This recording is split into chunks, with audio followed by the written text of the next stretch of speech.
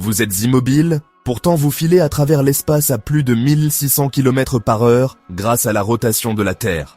Chaque seconde, sans que vous en ayez conscience, notre planète tourne sous vos pieds, entraînant tout ce qui vit, respire et existe à sa surface dans une danse silencieuse et ininterrompue. Nous ne sentons jamais ce mouvement, la gravité nous maintient au sol et la rotation du monde n'est qu'un bruit de fond.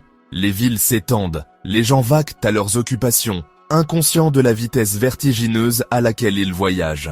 C'est un ballet invisible, orchestré par les lois de la physique. Mais imaginez, juste une seconde, que la rotation de la Terre s'arrête. Un arrêt brutal, sans avertissement, comme si le temps lui-même retenait son souffle. Instantanément, tout ce qui n'est pas ancré au substrat rocheux est projeté vers l'est à la vitesse d'une balle.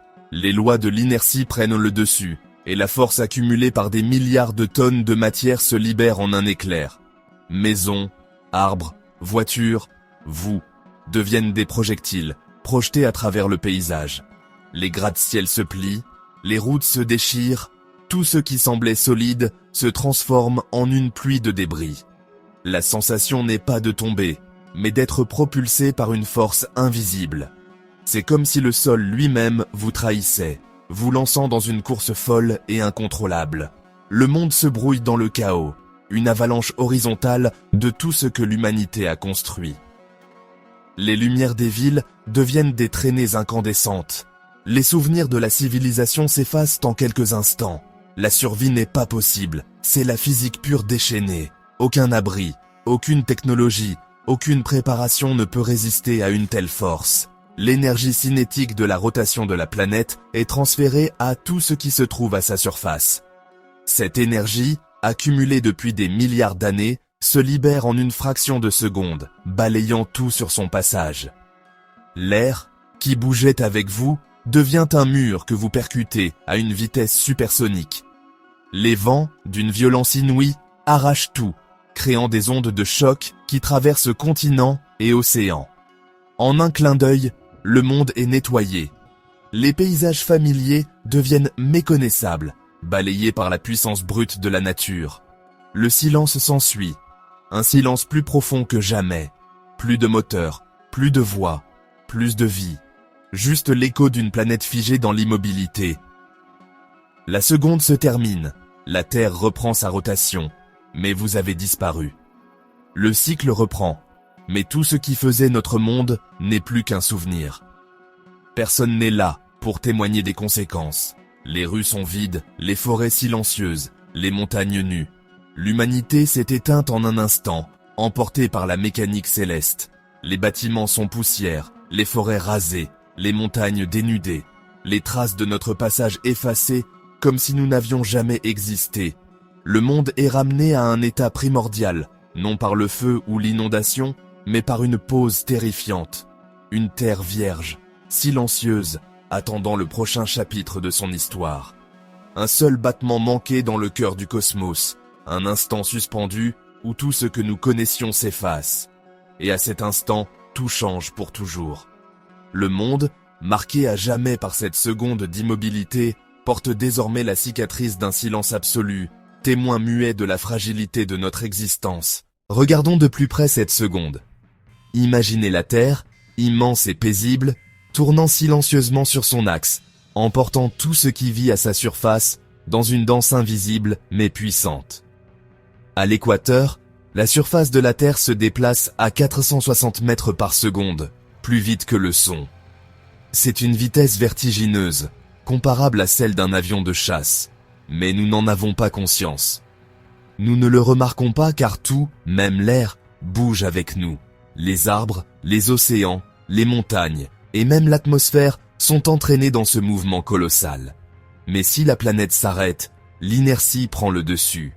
En un instant, tout ce qui n'est pas solidement ancré est projeté à une vitesse inimaginable.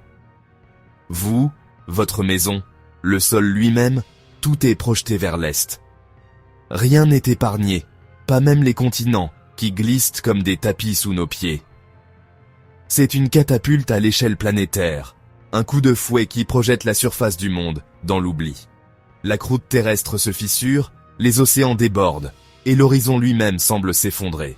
La première sensation n'est pas la douleur, mais une accélération latérale violente. C'est comme si le sol se dérobait, vous arrachant à la gravité familière. La gravité vous tire vers le bas, mais une force bien plus puissante vous projette vers l'est. L'air, d'habitude si léger, devient un adversaire impitoyable. L'air devient un mur de béton. La friction enflamme et désintègre tout. Les bâtiments explosent, les véhicules s'envolent, et la chaleur générée fait fondre le métal. Solide, liquide et gaz se brouillent alors que le monde est déchiqueté et dispersé.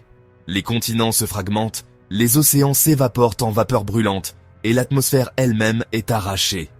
L'énergie libérée éclipse toutes les armes nucléaires combinées. C'est une explosion d'une ampleur cosmique, visible depuis l'espace. Ce n'est pas seulement de la destruction, c'est la déconstruction du monde. En une fraction de seconde, la Terre telle que nous la connaissons cesse d'exister, emportant avec elle toute trace de notre passage. Tandis que le sol est érodé, l'atmosphère devient une arme. L'air continue de se déplacer à 1600 km/h, un vent supersonique qui arrache la terre, sable les montagnes et enflamme tout ce qui reste. La friction chauffe la surface, créant une onde de choc qui fait le tour du globe. Le son est assourdissant, le ciel lui-même semble crier. Une fois la seconde terminée, l'atmosphère est un chaos, engendrant des tempêtes au-delà de l'imagination. Des hyper-ouragans font rage pendant des siècles, l'air devient une tempête permanente et furieuse sur un monde brisé. Les océans, eux aussi, continuent de bouger. Ils déferlent vers l'est, un mur d'eau de plusieurs kilomètres de haut, engloutissant les continents dans un déluge supersonique. Débris, villes et montagnes sont emportés. Les paysages sont effacés en quelques minutes. La friction fait bouillir les océans, envoyant des explosions de vapeur dans le ciel. Le monde devient une cocotte minute d'eau bouillante, de vent et de roches. Lorsque la Terre tourne à nouveau, l'eau bat en va-et-vient pendant des millénaires, redessinant les littoraux et les continents. La carte du monde familière a disparu, remplacée par le chaos. Sous le chaos, le noyau continue de tourner. L'arrêt soudain cisaille le manteau du noyau de fer en fusion, générant une chaleur immense et déclenchant des supervolcans et des tremblements de terre. Le champ magnétique s'effondre, laissant la Terre exposée à des radiations solaires mortelles. L'atmosphère est arrachée, la surface bombardée par les rayons cosmiques. Même si quelque chose survivait au cataclysme de surface, la perte du bouclier magnétique assure l'extinction. Les aurores couvrent le ciel dans un spectacle lumineux mortel. Le battement de cœur magnétique de la planète est brisé. La Terre devient une roche stérile et radioactive. Levez les yeux, le ciel est figé. Le soleil s'arrête dans le ciel pour la moitié du monde. Les étoiles cessent de bouger pour l'autre moitié. Une seconde supplémentaire de rayonnement solaire cuit le côté jour.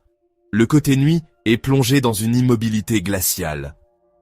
L'horloge céleste est brisée, le temps lui-même semble s'arrêter. Le rythme familier du jour et de la nuit a disparu. Nous sommes déconnectés du cosmos, à la dérive dans un univers qui ne bouge plus.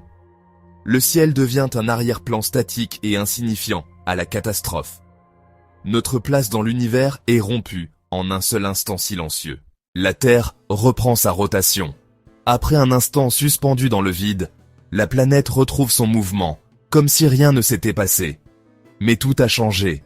Les vents ralentissent, les océans se calment, le noyau retrouve un nouvel équilibre. L'atmosphère, bouleversée, cherche à se stabiliser, tandis que la mer absorbe le choc du retour à la normale. Depuis l'espace, la Terre semble normale, une sphère paisible, flottant dans le silence cosmique. Mais la surface est effacée, comme si une gomme géante avait tout lissé.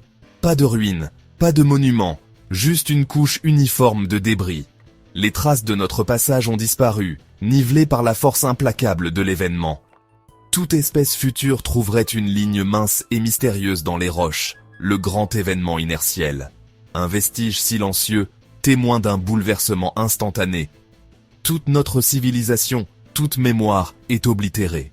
Les villes, les œuvres, les rêves, tout s'est dissous dans la poussière, sans laisser de récit. La physique ne se soucie pas de l'héritage. Notre existence est un murmure oublié. L'univers poursuit sa route, indifférent à nos histoires et à nos pertes. La vraie horreur n'est pas la violence, mais l'indifférence de l'univers. Le silence qui suit n'est pas un cri, mais un vide absolu, sans témoin. Nous sommes des habitants éphémères, effacés par un hoquet cosmique. Notre passage, aussi vibrant soit-il, n'est qu'une parenthèse dans l'immensité. La seconde de silence ne laisse aucune trace. Seul subsiste le calme et l'oubli dans l'éternité du cosmos. Cette expérience de pensée expose notre illusion de contrôle. Nous comprenons les lois de la physique, mais la connaissance ne nous donne pas de pouvoir sur elles. Nous pouvons prédire, modéliser et décrire la dévastation, mais nous ne pouvons pas l'empêcher. Notre connaissance est une lentille, pas un bouclier. Nous vivons sur l'hypothèse de la stabilité, filtrant les vérités accablantes pour survivre. Ce n'est pas un échec, c'est une nécessité. La leçon n'est pas la peur, mais l'humilité. Nous ne sommes pas les protagonistes de l'univers, juste un bref phénomène sur une roche en rotation. Notre connaissance devrait inspirer l'admiration, pas l'arrogance. L'histoire de l'arrêt de la Terre est une question de perspective, pas de destruction. Elle révèle la trêve fragile qui permet à la vie d'exister. Si tout peut être effacé en un instant, le sens ne réside pas dans la permanence, mais dans l'expérience. La valeur de la vie est dans la conscience, dans l'émerveillement, dans la connexion. Chaque lever de soleil, chaque jour calme, est un miracle d'équilibre cosmique. La Terre ne s'est pas arrêtée aujourd'hui. La trêve tient. Connaissant notre fragilité, comment choisirons-nous de vivre ?